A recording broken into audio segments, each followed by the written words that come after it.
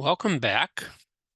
Today we're going to do something a little bit different. We're going to talk about organizing your stake and ward for temple and family history work. These presentations are mainly designed for consultants. So consultants, you are part of this program.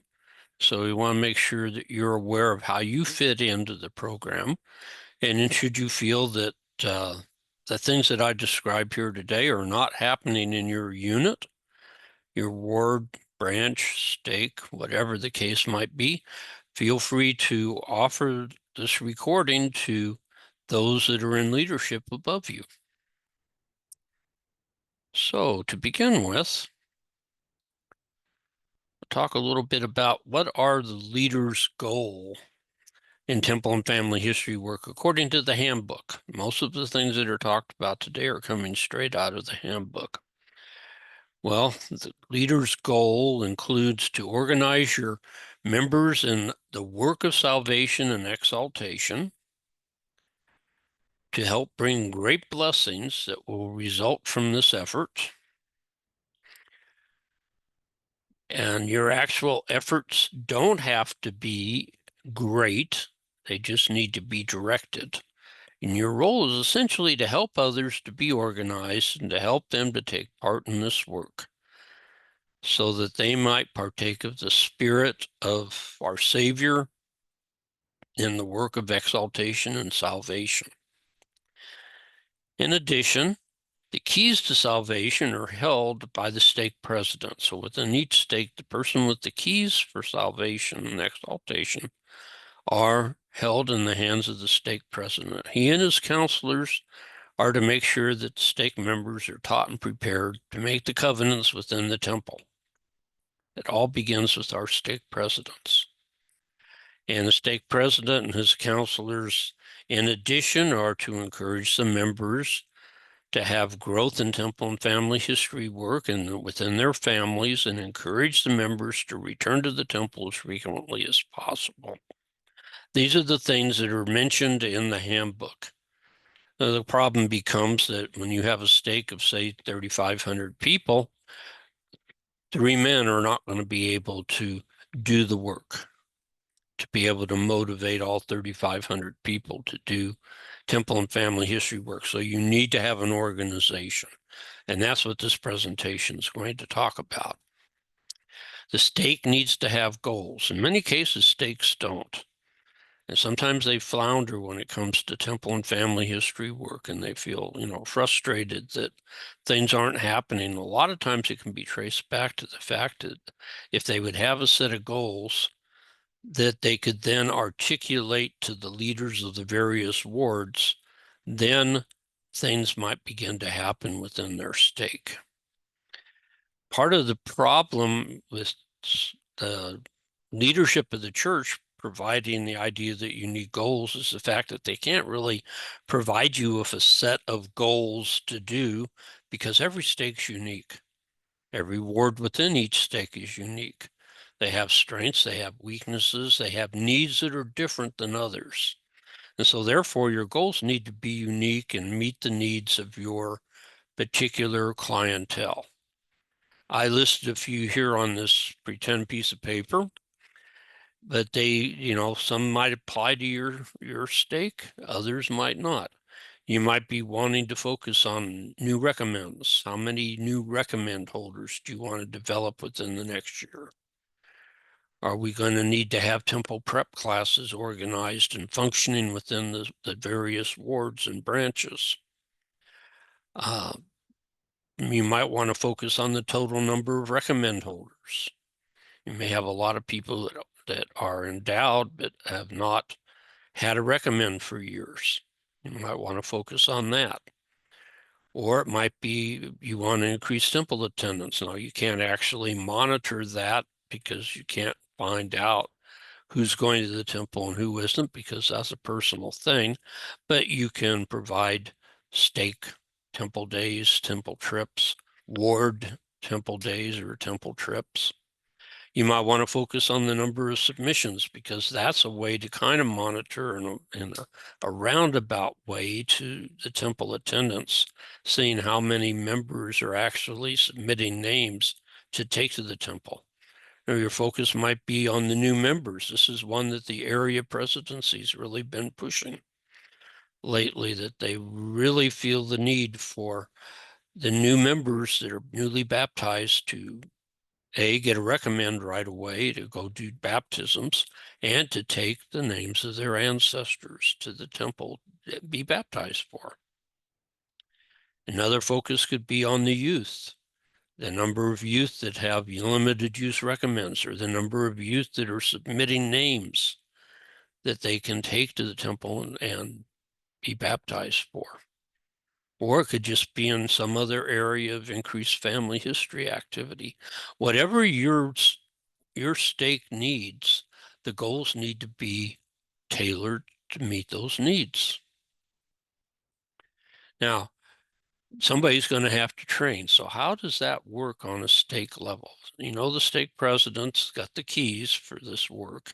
He shouldn't have to do all the training because he doesn't have the time for that because he has so many other responsibilities. He essentially delegates temple and family history work to one of his counselors who's responsible for temple and family history work.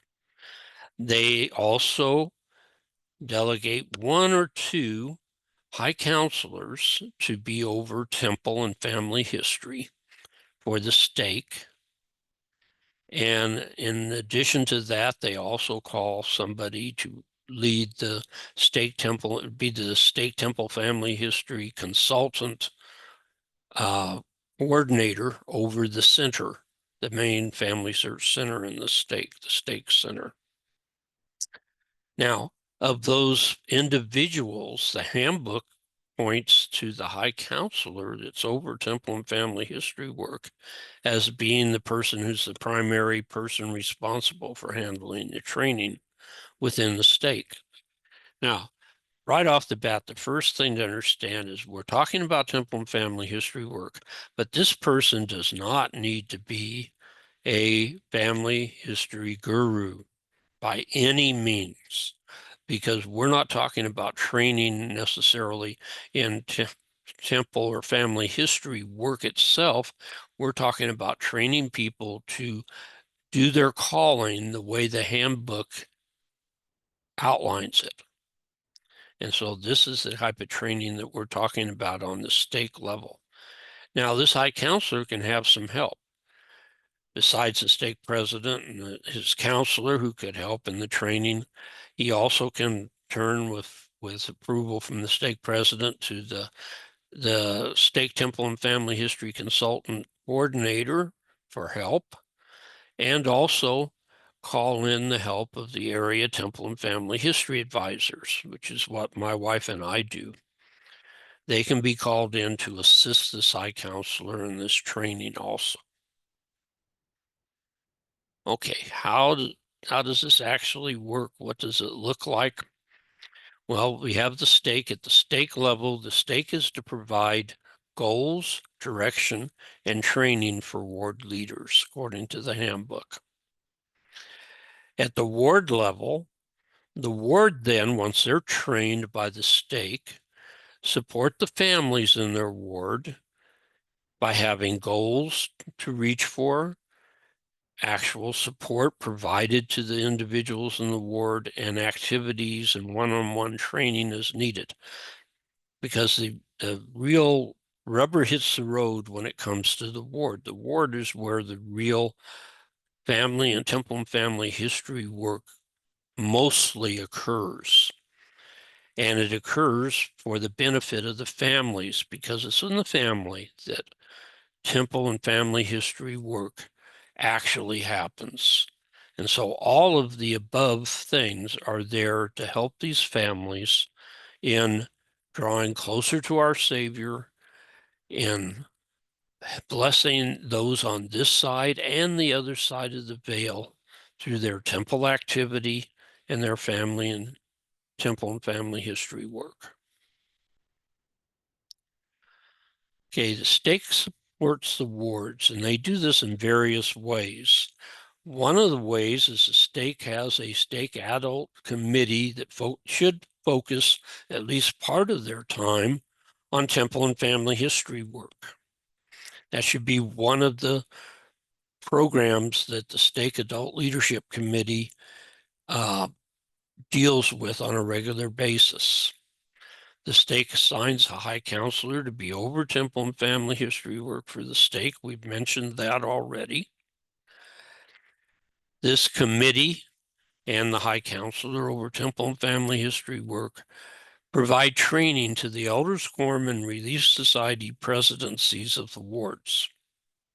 This is where these people receive the training that helps them to identify what it is in their calling that they need to do that supports temple and family history work.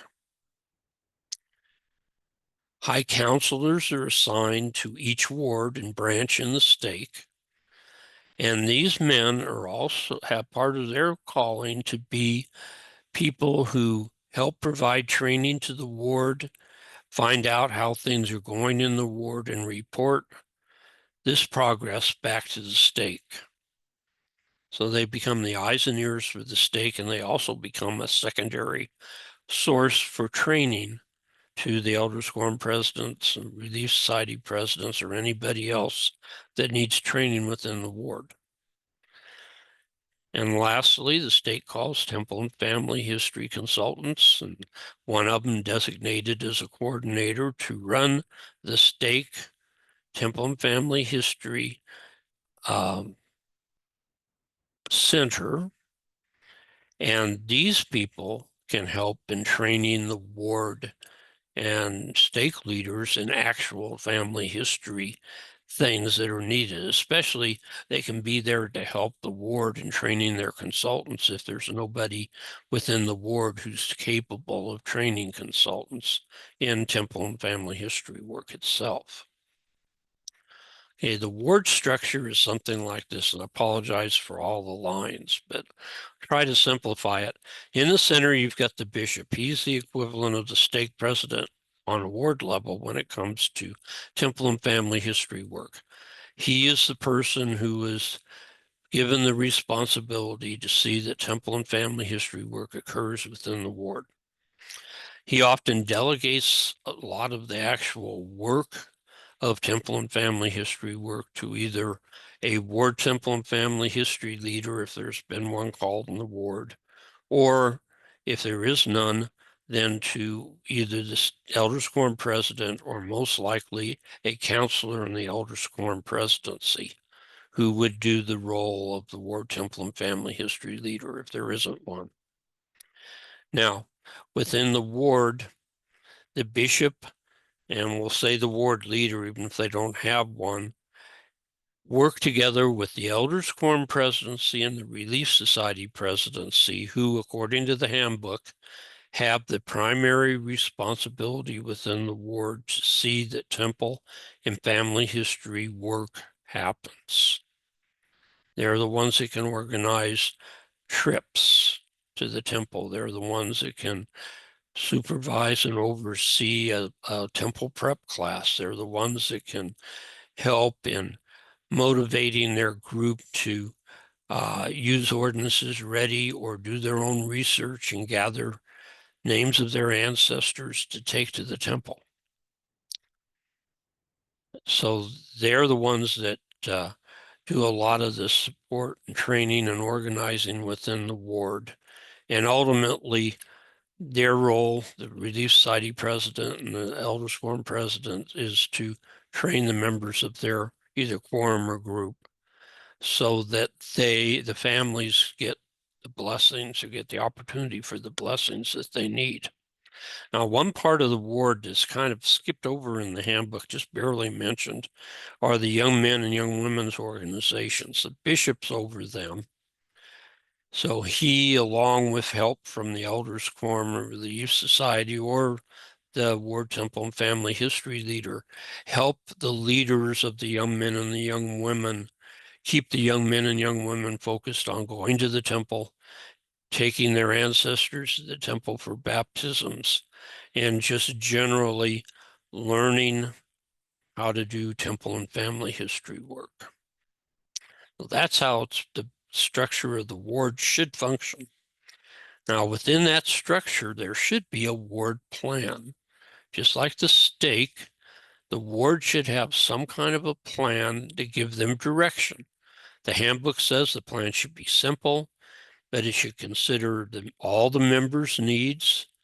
It should include actions that need to be taken within the ward. And it should be created by the ward council and approved by the bishop.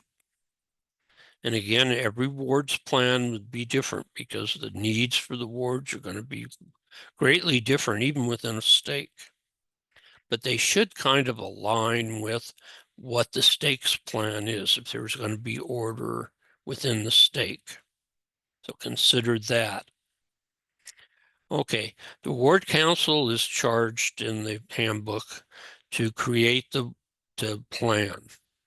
The ward council, especially with the direction from the elders quorum and relief society, since those two groups do the bulk of the actual work within the ward for temple and family history work. It also says that the ward temple and family history leader can be accessed and used to help in the process of creating this plan. But it's the ward council's responsibility. And if you think about it, that's the way it should be, because then the people that are in the ward council will feel like it's their plan because they helped to create it. And therefore, they'll be more willing and involved and invested in seeing that this plan gets a success, becomes a success. After the plan's created, the bishop approves it, and then he sets the expectations for how it's going to be implemented, when it's going to be implemented, how it's going to be reported on, and those kind of things. The ward temple and family history leader generally will be delegated the operation of this plan, and it'll be his responsibility to see that all the parts are functioning and working right, and that he can provide the help he can, because he has a set of people who can actually work on this with a calling that is designed to do that. Everybody else has a calling that has a multitude of different areas to cover. The Elders Quorum Counselor, the Relief Society Counselor, the Bishop, they all have jobs that require a lot of time and effort on other topics. But the ward temple and family history leader and his consultants are called to especially work strictly in temple and family history areas. And so those consultants will be the people that will do a lot of the real legwork when it comes to fulfilling the things in the plan. Now, the way that is organized is through a ward temple and family history coordinating meeting. This is a meeting that should be held in every ward and branch. If it isn't, it's time to start thinking about doing something like that. The person that calls this meeting and presides is the ward temple and family history leader under the direction of the bishop. People to attend are the leader, the counselors in the Elders Quorum and Relief Society who have the responsibility of temple and family history work, the assistant in the priest quorum, and a member of the oldest young women's class presidency, because you want to have the young men and the young women involved in this so that they feel a part of the program, and so that something will happen over in their organization coming from their own leadership from within. And then also you want all of your temple and family history consultants to be there, because this is the meeting where you discuss what they're to do. How often is this to be held? Handbook says regularly. I would translate that to say at least monthly. It's to be brief and informal, doesn't have to last for hours, and it can even be held remotely if necessary. In some cases, it might be necessary just to hold it over a Zoom meeting or by a joint telephone call. Something like that does not have to be a face-to-face meeting, though that would be the best. What's discussed specifically, you're to discuss how the ward plan is going to be implemented. What are we going to do to make this plan happen?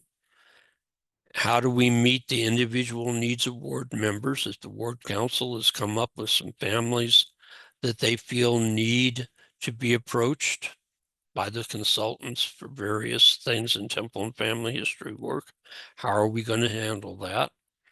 This is a place where you can provide some short trainings on how to be a temple and family history consultant and the skills you need to fulfill that calling. And it's also a place for return and report on past assignments. So that's pretty much the topics that should be covered by this meeting. But it's a great meeting to have because it helps to make sure that the programs in the ward are actually functioning and happening and continuing to happen on a regular basis. Okay, temple and family history consultants, just so everybody knows, this is what they are called to do according to the handbook. Their first responsibility is to serve under the direction of the ward temple and family history leader or the person who takes the place of that person if they don't have one. Their job is to support the elders quorum and Relief Society in achieving whatever the ward goals are. Their main role is to meet with members individually or in families to fulfill the goals of the ward plan. They should attend all applicable meetings, so they should be attending their coordinating meeting. If there's a training class that's held for them, they should attend that. And if they are assigned by the stake, they could serve also in the Family Search Center and be one of the people that works there with the patrons that come into the center. That's not a role that every person that's a consultant needs to do, but some will be assigned from each ward or should be assigned from each ward to help staff that center. And that's a great place that you can take the members of your ward to help them in learning how to do temple and family history work. Okay, in conclusion, if you don't learn anything else, the biggest point is this: you can't just sit back and do nothing and think that progress is magically going to happen, because it just is not going to happen. It's temple and family history work is often not at the forefront of most people's minds. And so if we don't do anything, it gets swept under the rug. So please plan to do something. Plans at the stake and ward level are really essential, and they help focus the leaders and families on what is important. And all of this looks complicated, and it may be a little complicated at first, but if you train your people and get them functioning, once they're at that level, then there isn't a lot of work to be done, excuse me, other than monitoring and making sure that they're doing their job. When new people are called to positions and old people are released, then don't forget these new people will need training. And so you will have some ongoing training all the time as different callings are rolled over. And the bottom line of all of this is, if we do this, the Lord's going to bless you, whether you're a leader or if you're in your family, because as you strive to improve, to increase your temple and family history efforts, the Lord's going to be there to bless you. He wants this to happen. He wants us going to the temple. He wants us to help our ancestors to have these temple blessings. And he's willing to share with us blessings untold if we involve ourselves in this work. And so there's a real purpose behind temple and family history work that we need to not skip over. Okay. If you like this presentation and you've never had one of these before or sat in on one before, understand that we have a YouTube channel. It's called Fresno North Stake Family Search Center Trainings. We have about 80, I think this is 83 videos now on that channel that you're able to get to. If you subscribe, you'll get notified every time we post one of these. And also on the top up by the title there in blue, there's a little link to a blog that we run that also shows each of these 83 videos. Shows you a link, provides you with a link to get to the video, but also a link to get to the slides that are used in these presentations. And you're welcome to download those slides and then use them however you would like. So I just wanted to throw that in. I want to thank you for coming today, and we will be seeing you again in 2 weeks. Bye-bye.